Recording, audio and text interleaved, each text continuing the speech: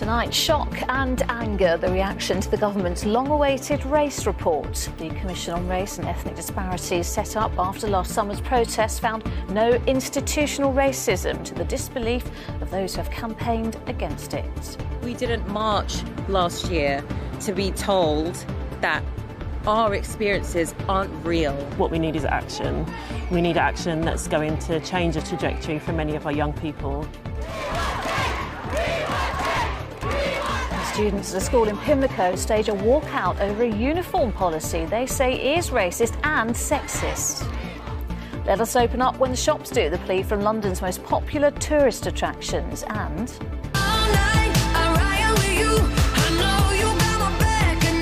London's female singers lead the charge for glory at the Brit Awards.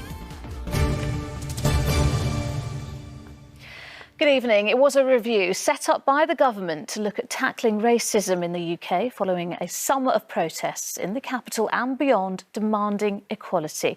But today a report concluded there was no evidence of so-called institutional racism, and that the system here isn't rigged against people from ethnic minorities. Well, campaigners say it was a missed opportunity. And how does it help the many Londoners who say their lives have been impacted precisely because of the colour of their skin? Well, with more, here's Carolyn Sim. The Black Lives Matter protests in London last summer were a cry for change. To get to the bottom of inequality and what should be done about it, the Commission on Race and Ethnic Disparities was set up to investigate. But its report, published today, has been met with disbelief. It claims to have found no evidence of institutional racism in Britain. We didn't march last year to be told that our experiences aren't real. Layla Asghar Ali joined the movement in Brixton last year. We're not making gains, we're not making changes. We're saying, hold on a second, this doesn't even exist. Black Lives Matter, scratch that out. I just think it's absolutely ridiculous, and it was shocking as well. The report says Britain is no longer a country where the system is deliberately rigged against ethnic minorities.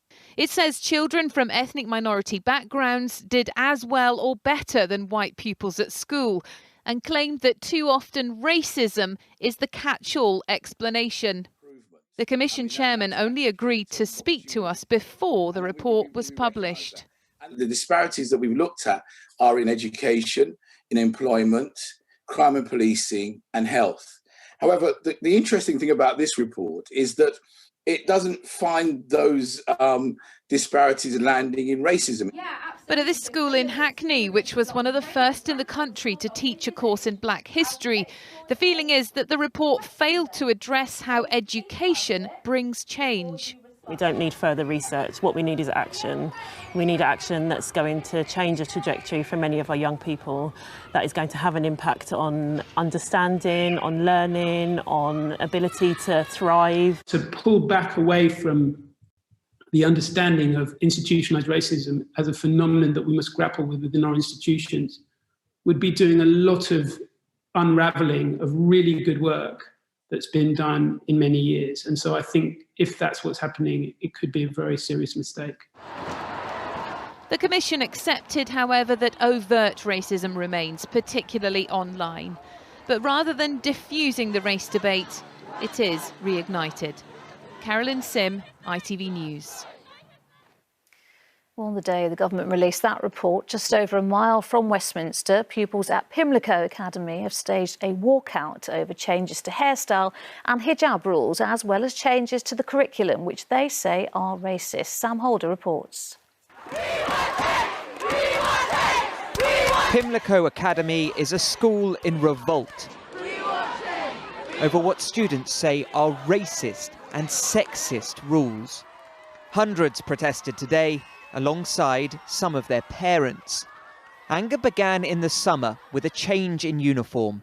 Afro haircuts were banned for supposedly blocking the views of other pupils, and there were restrictions on how hijabs could be worn. But this is not just a protest about clothing policy. This is about the fundamental identity and values of a school. The fact that we have a high percentage of minority students and we have never been educated about black or minorities is abhorrent. I mean, Tudor kings and queens don't reflect who we really are. That flag over there doesn't reflect who we really are. The fact a union flag was put up angered students who said it was like the school had been colonised. In recent months, it was taken down and set on fire. Many of the students I've spoken to today say they've been directly inspired by the Black Lives Matter protests in London over the past year, saying they feel compelled to stand up for what they believe in. The school, which is part of Future Academies, says it has now reviewed its uniform policy and is working on updating the curriculum. In a statement, they said it is with regret that these matters have come to head in such a public way. We want to take this opportunity to reassure parents that this is an isolated event and we are working to resolve the issues raised. Reem was one of the students that met with the head teacher today. He will be issuing an apology to teachers, students and parents. The flag will be taken down. Black History Month and Black Lives Matter and sexual assault will all be included in tutor times. And those like Reem say if the promises aren't fulfilled by next term, the students will go on strike again. Sam Holder, ITV News. A man has been killed after a triple stabbing in Croydon last night. Police were called to Alpha Road in East Croydon just after 9 p.m. Two other men later went to a South London hospital with serious injuries, which police believe are connected. New images of missing Londoner Richard Ogorogeyi have been released as the search continues. The 19-year-old was last seen boarding a bus in Ladbroke Grove. Next tonight, a daughter fighting for change in memory of her mum. Ray Wall from Rainham in Essex lost her mother Iris to mesothelioma, a type of cancer linked to asbestos, where Iris was exposed to the dangerous fibres potentially for decades as she washed her husband's clothes. But she had no legal option to sue his company. Well, now her daughter wants the law to change for others in a similar position. Antoine Allen reports. My mum was like my best friend. You know, we were always talking on the telephone and she was often round here and just spent a lot of time with us. And to know that, you know, that's been taken away from us because of this is just heartbreaking. Ray's mother Iris died aged 82 from mesothelioma, a rare cancer caused by exposure to asbestos. Iris's husband worked in the lagging industry. Her family believe it was the years Iris spent washing her husband's work clothes, often covered in asbestos fibres, that led to her death and his ill health.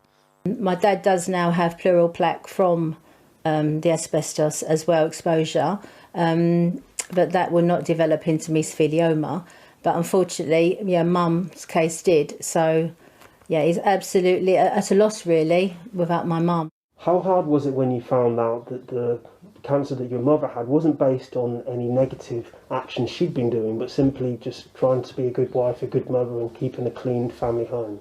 One thing, we'd never heard of mesothelioma, and also when we were told it was lung cancer, my mum has never smoked. You know, you just tend to think that lung cancer comes from that sort of thing, and it was just unbelievable, really. Ray and her solicitors are now campaigning to create a compensation scheme for secondary asbestos exposure victims who have historically struggled to gain justice. There's approximately 2,500 people every year who die from mesothelioma in Great Britain. Most of those mesothelioma exposures will be due to people who were exposed in their own employment. A small percentage will be due to the secondary exposure, and it's those people that we want to help. Ray's campaign for change is to honour her mother's legacy by helping other mesothelioma sufferers. Antoine Allen, ITV News. Now, London's attractions usually fill the top 10 list of UK's most visited places, but not this year. Lockdowns have meant a huge fall in visitors to venues right across the country, but nowhere has seen numbers fall as dramatically as they have in the capital. Martin Stew reports. Easter's on the horizon, but visitors are still at least 7 weeks away, and London's attractions are listing from lost revenue.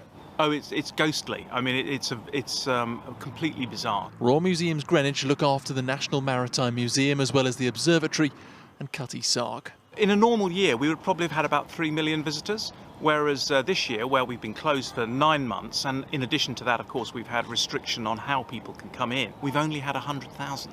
Last year, they fell from being the 9th most popular attraction to the 130th.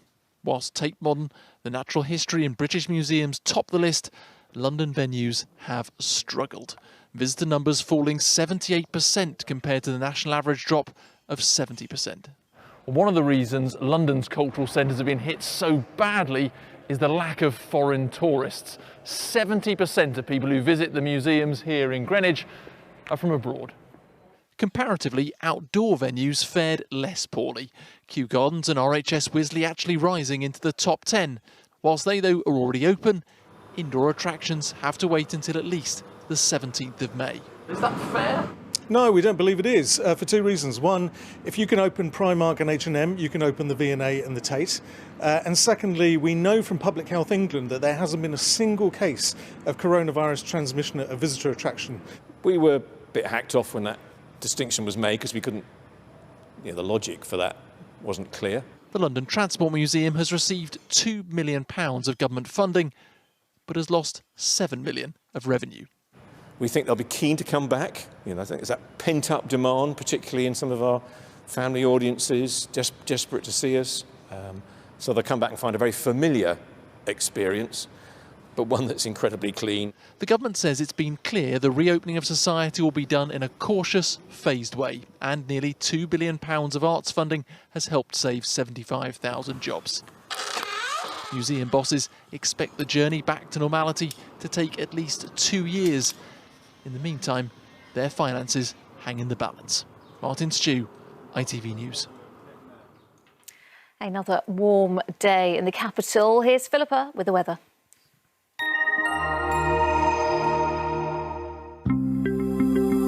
Making the most of it, whatever the weather. Octopus Energy sponsors ITV London weekday weather.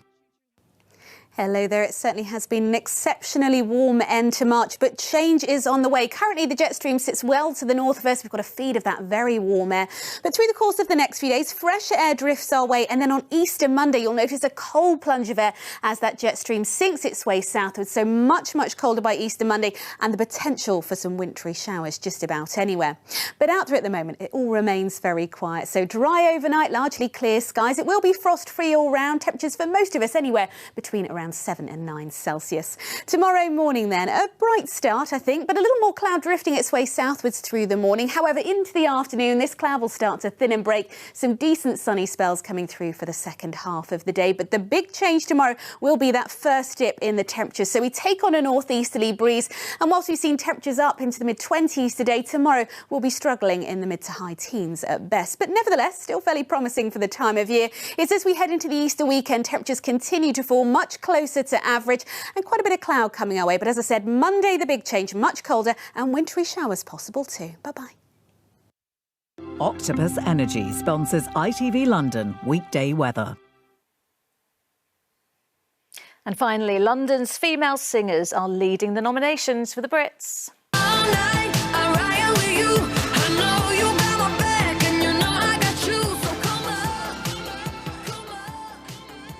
Dua Lipa, Arlo Parks and Celeste are all up for 3 awards, including Female Solo Artist.